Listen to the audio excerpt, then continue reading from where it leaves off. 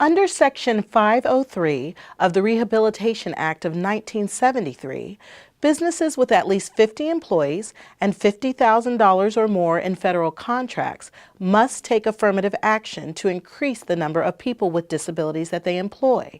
This video will help you understand the relationship between Section 503 and the Americans with Disabilities Act, ADA.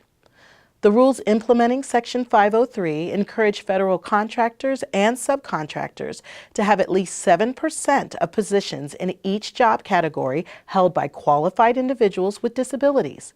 This means that contractors will apply this 7% goal to each job category, and if the contractor has 100 or fewer employees, the 7% goal will apply to the entire workforce. One of the requirements for contractors is to provide an opportunity for applicants and current employees to disclose that they are an individual with a disability. Under the Title I, employment provisions of the ADA, employers are prohibited from making disability-related inquiries prior to an employment offer. However, Section 503 allows the employer to invite applicants to voluntarily self-identify as having a disability. The 503 rule requires that contractors offer applicants the opportunity to self-identify as individuals with disabilities, IWDs, at both the pre- and post-offer stages of the application process.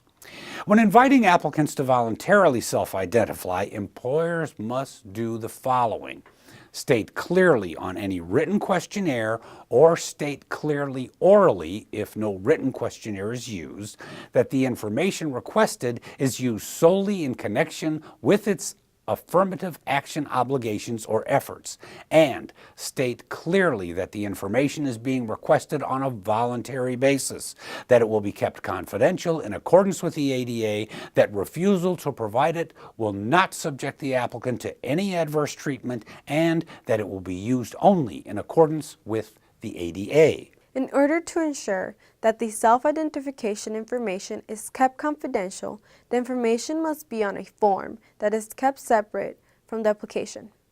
While an employer can ask if you have a disability, they cannot ask what the disability is. Individuals have the right not to disclose a disability under Section 503. An employer cannot coerce someone to self-identify or ask for proof of a disability under Section 503.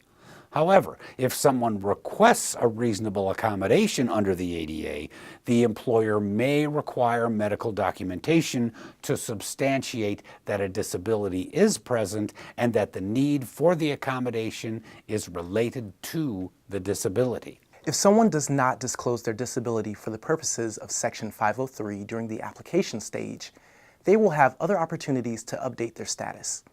Contractors must invite current employees to voluntarily self-identify every 5 years, as well as remind employees regularly that they can update their disability status confidentially at any time.